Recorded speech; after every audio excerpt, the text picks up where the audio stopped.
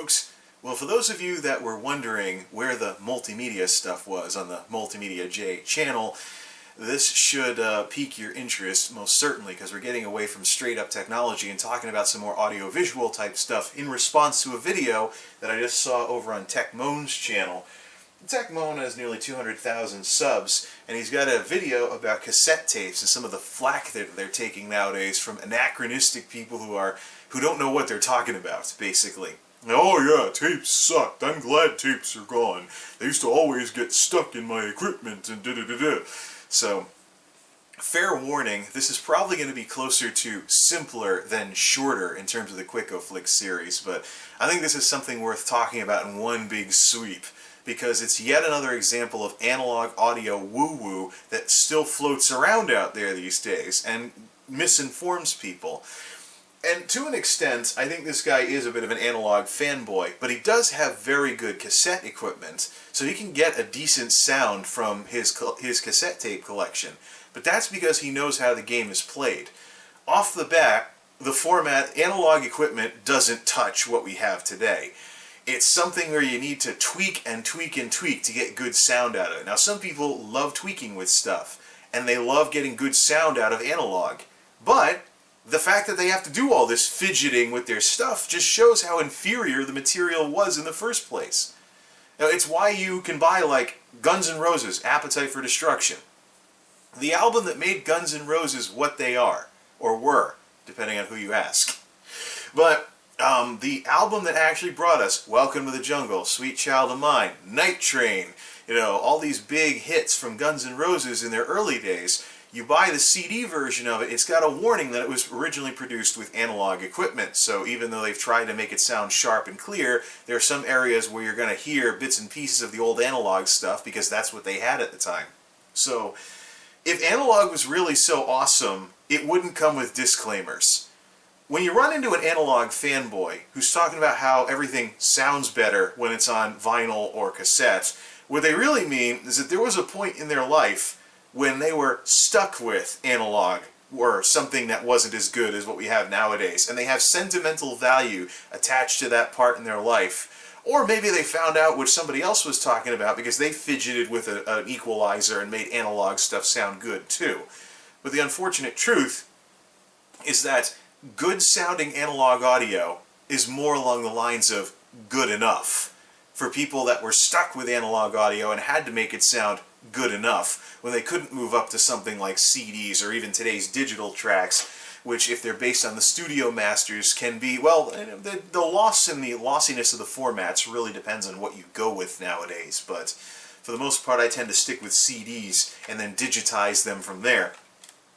But anyways, if I had the right digital download, I might check it out, or if something's not available in a physical medium, I might buy a digital copy of it. To prove my street cred with analog stuff, though, here is my final cassette player that I ever owned when I was growing up. And I am contemporary to the very, very end of cassettes being still sold in stores new in the 90s. And this thing, let me tell you, was a piece of crap. I was very glad when I was finally able to retire this thing and move on to CDs. This is a white Westinghouse piece of junk from the mid-1990s. Why I still have it, I don't know. I guess maybe to prove that, yes, I did have to deal with tapes at one point. It was a replacement for a Sony Walkman that I had because my folks bought me tapes when I was hitting that magical age of middle school and becoming a teenager and high school and stuff, and I saw all the cool kids listening to music on the school bus every day. I was like, hey, can I start listening to music too? And my folks were worried that I would scratch the heck out of CDs, so they wound up getting me a tape player. I initially had a Sony Walkman, but the head screwed up and things like that, so I eventually wound up with this. And then finally when they found out that I was wearing these things out because I was taking care of them, but I was listening to them a lot, they finally got me a CD player, which cut down on the moving parts, and, well, that's another story. We'll continue the story later when if we talk about CD players. This thing sucked, though. It represents what cassettes devolved to before they went obsolete. There's only 3 buttons: play, fast forward, and stop. And it doesn't even have an eject button. You have to pull it open manually. So how did you rewind with this thing? Well, basically what you'd be doing, you're listening to your tape, You had to stop. Now, by the way, the fast forward button wasn't that much faster than the play button was. So you'd be listening to your tape, you'd have to stop, take the tape out, spin it around, fast forward with the not much faster than play fast forward button, stop, take the tape out, flip it around, and see if you were in the right spot. Yeah, it was great when we finally... Whoa, hold it. Darn TVs. It was great... Well, power save, anyways. It was great when you finally could say goodbye to one of these things and move on to CDs, where you just picked your song. And MP3 players picked up where CDs left off. You pick your song, you go into shuffle mode, repeat mode. There is no more fast forward, rewind, is it in the right spot, garbage, blah, blah, blah, blah.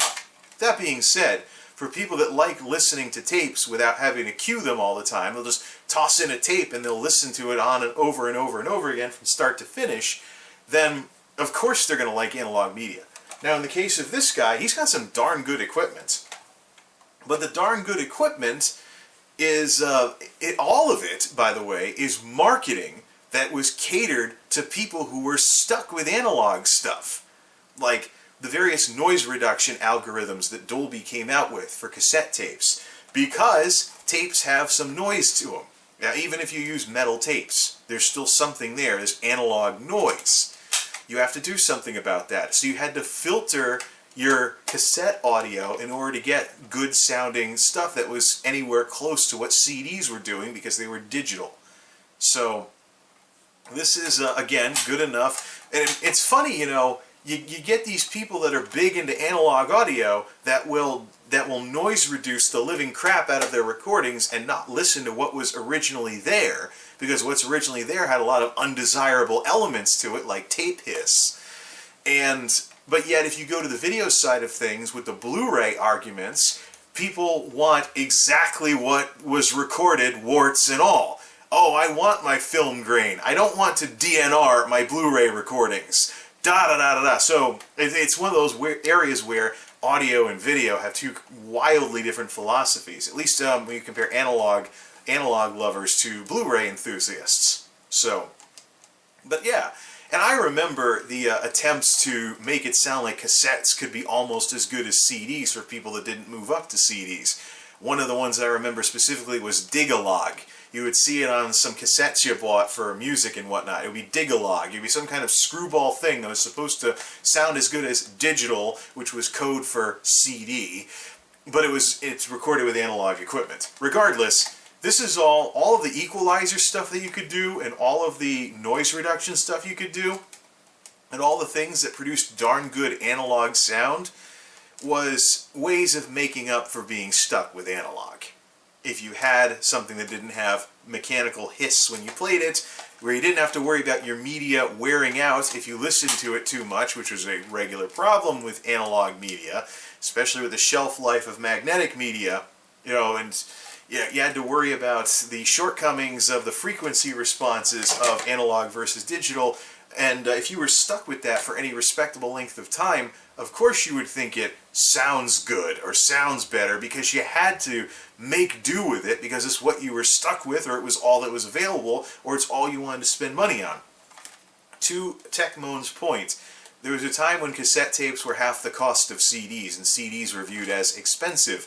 Before MP3s took off, and this is something that came up during the Napster fiasco, you could go to a music store, yeah, remember those, like Strawberries, and you would find a current hotshot CD by some pop group or whatever with only like one or two good songs that you actually wanted to listen to for $18.98 a CD here in the US. And it was almost like price fixing, because no matter where you went, no matter what you were buying, you were paying $18.98 a CD. Even if you only liked one song on the whole thing, you were paying $18.98 a CD, which is why it was such a great thing when Steve Jobs and Apple launched iTunes and insisted on 99-cent songs. Because if you do the math on digital music downloads nowadays, with these $1.20 songs, $1.25 songs, etc., it seems like the recording industry has gotten its revenge against the iTunes model, because if you buy a whole CD digital a little bit at a time, by the time you've bought a CD's worth of tracks, you've probably paid a 1990s price for the equivalent of a CD. except it's MP3 or it's something else. It may be lower quality than CDs. So, yeah, revenge of the recording industry. But I like what he said about analog, though. Namely, being able to admit that you could get good sound, but you had to finagle your equipment, your setup, your speakers, you had to play with noise reduction, and then there was the marketing that there were tapes you could record CDs onto. And then, of course, recording off the radio damages the frequencies because FM radio only broadcasts a certain frequency range. Not to mention, radio broadcasts are designed so that you can still hear them even when you're listening to a really crappy radio. If you have like your clock radio with a little paper 2-inch speaker in it, you can still hear the music and what people are saying on the radio. They pass it through low-pass filters, limiters, equalizers, compressors. They process the crap out of that stuff to make it as loud as possible and easy to hear, so that even if you're in a place with like a crappy little one-speaker radio on the wall somewhere, you can still hear what the song is, and you can still hear what the DJ is saying, or the announcer, or the talent, or whatever. So recording tapes off of FM broadcasts wasn't all that great either. But if you were stuck with analog, it's what you had, and it was good enough. You had to make it good enough, and when you spend years of your life being stuck making things good enough, you kind of become attached to it. It's kind of like a sentimental value type thing. Plus, if you buy tapes in decent condition from like flea markets and yard sales, you can get lots of music really cheap.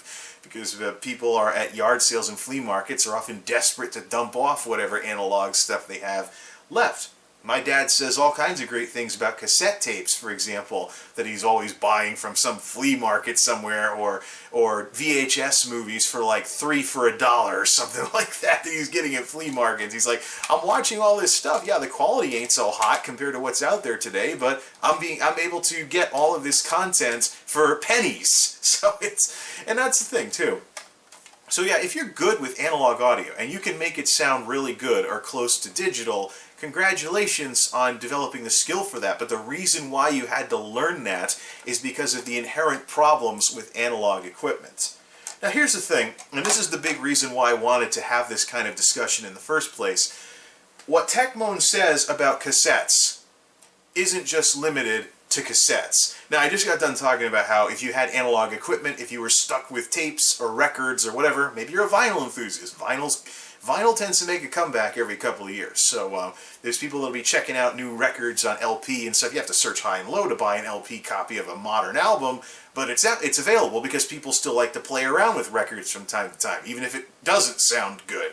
Well, it can probably sound good, but it's not going to faithfully reproduce what was recorded as well as the actual original would do, or something that's actually made properly. And then, of course, by the way, before I get flamed in the comments, let's also not forget the loudness war, where people are so obsessed with how things sound on the radio when it's processed all to heck, that music publishers are making greatest hits or remasterings of recordings, crunching the heck out of it like it's going on the radio, instead of actually reproducing the recording that somebody might have had on analog media, and therefore contributing to this idea that, oh, analog sounds better. Like, for example, if there's a song with a really powerful drum beat, but they loudness the living crap out of it, so it's kind of like up, like this. You can barely hear the drums over the rest of the instruments, and people are so used to what the radio does to music that it totally ruins the original recording because they loudness war the living crap out of it. That's something else entirely. But there's one more point that I want to make about analog audio and the good enough thing. And this applies to the Blu-ray discussion about why isn't Blu-ray doing better than it is despite being the highest quality format out there. And the simple answer is that oftentimes, and this guy even alludes to it in his video, he talks about why would people stick with cassette tape why do we stick with cassettes for so long? Because for many people, they learn how to mess with the cheaper medium, so to speak, to make it sound almost as good as a CD without costing an arm and a leg.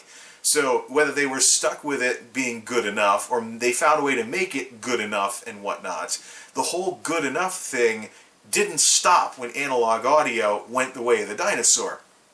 If you fast forward to today, people talk about CDs as being a dying medium, so to speak, compared to digital downloads. But unless you can get lossless downloads from somewhere, you're talking MP3s, you're talking compression. You're talking losing some of that quality because of the compression algorithm used to sell you the MP3 track, plus the pricing stuff I mentioned earlier, where the recording industry has found a way to bring back 90s pricing by making a la carte pricing such that by the time, if you buy your tracks individually and not part of a digital album download, by the time you buy a CD's worth of tracks, you'll have paid a 1990s price for that music, despite it being 2 decades later and the Napster phenomenon, the iTunes phenomenon having happened.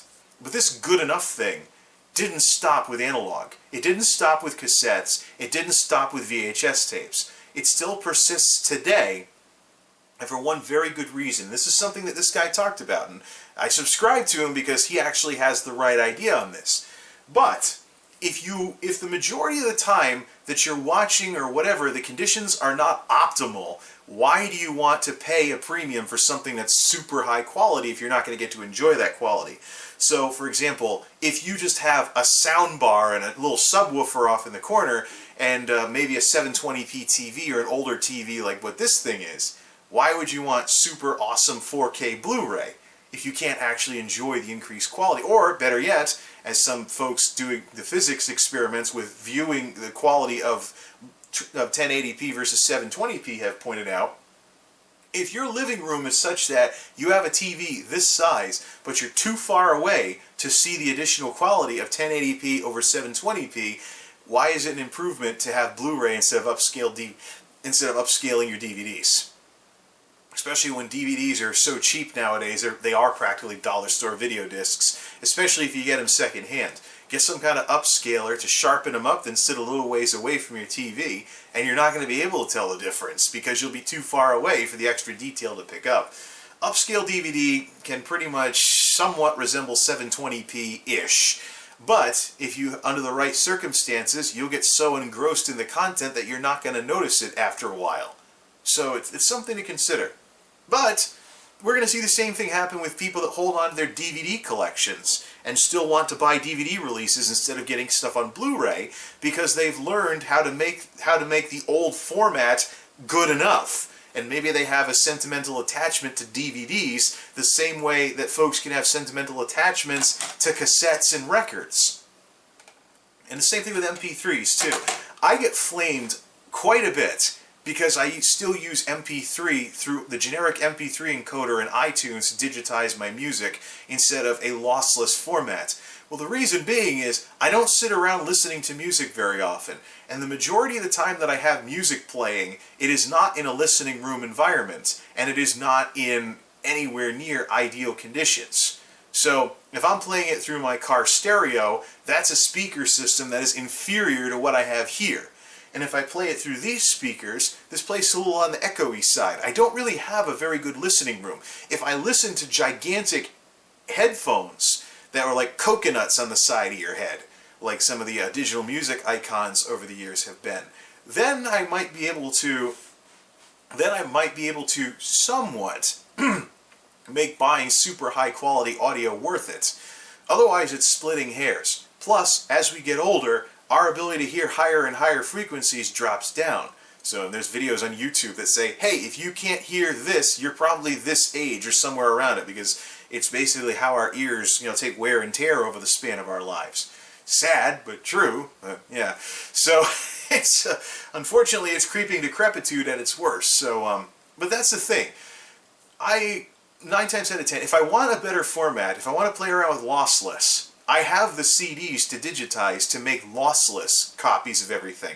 But as it is right now, the majority of the time, even if I crank some music on here, it won't be to sit in front of the music and listen to it. It'll be to have something playing when I'm like vacuuming the house or sweeping or doing laundry or something. So the majority of the time that I deal with my own digital music collection or digitized CD collection, the majority of the time that I deal with this stuff is suboptimal to begin with. So why should I go nuts with the extra space being taken up by a lossless format when most of the time I'd be splitting hairs to have things lossless in the first place? And this is the thing that people keep running into with all these double-blind tests. They double-blind test people to see if they can hear the difference between certain types of sound qualities, and a lot of times they can't, because a lot of times you are splitting hairs, and it's very easy to guess wrong, because this little tiny difference in the sound quality is going to be something you're not going to pick up most of the time, especially if you love the song, you get all wrapped up in it, and you're just jamming along to it or something like that, so you're not like listening for the tiniest little difference. That's also why people love analog still. They can get it to within the ballpark of the newer stuff today and enjoy it. So this good enough thing with audio, it hasn't gone away with cassettes and records. It's not going away with DVDs. And it's not going to, well, that's video, but that's still same philosophy here. And I don't know if it's ever going to go away. So much like VHS versus Laserdisc, your best quality format will lose to a mainstream format that's lesser quality, but for many people is good enough. And that's something that those of us AV geeks out there, we have to learn how to not only acknowledge, but work with. So, not necessarily, I'm sure this is probably simpler rather than shorter in terms of a discussion video on this whole matter of TechMoan's discussion about how cassette tapes are better than we don't remember, because young people are getting anachronistic and like, oh yeah, tapes sucked. It's true, tapes did suck. Having stuff that actually wore out, having to worry about whether your tape was regular or metal, having to worry about what equipment you had in order to get maybe close to CD quality, and having crap like this to contend with where you didn't even have a rewind button, yeah, it sucked. We were all glad to see it go. I honestly don't know why I even still have this thing. But quite frankly, I understand why people still like analog stuff. And you know what? It's not just them. It's anywhere there's a dominant format that may not be the highest quality, but people have learned to make it good enough. So, I expect to run into this with more stuff later on too, because people are very good at this. And you know what? At the end of the day, it's very, very realistic. If the content is good, content is king. And a lot of times the content will take precedence over presentation. That's why even when there's been a feature film, super dramatized, cinematically rendered, maybe even with CG type stuff in it, even when there's been a cinematic release of a movie, people will still go and see a little stage show at a community theater, like a stage show version of it. Or better yet, how about a super popular movie that has a stage production based on it a couple of years later? People will still go to that, because good enough does mean something when it comes to people entertaining themselves. And it's something we should not resist. It's something we need to learn to work with and take into account. You know, don't bash the analog fan who's an absolute wizard at making cassette tapes sound like CDs or MP3s. Don't bash the person that will not get rid of their VCR no matter what. Don't bash the person that is holding on to their DVD collection with a death grip and still wants new DVD releases of current movies. Because good enough is a force to be reckoned with. And it's something that we need to learn how to work with rather than knee-jerk oppose every single time because of some academic difference like, oh, maybe the quality's about 10% better if you do this, or a little bit better if you do that, or, you know, analog noise or stuff like that. Just something to think about. MultimediaJay out.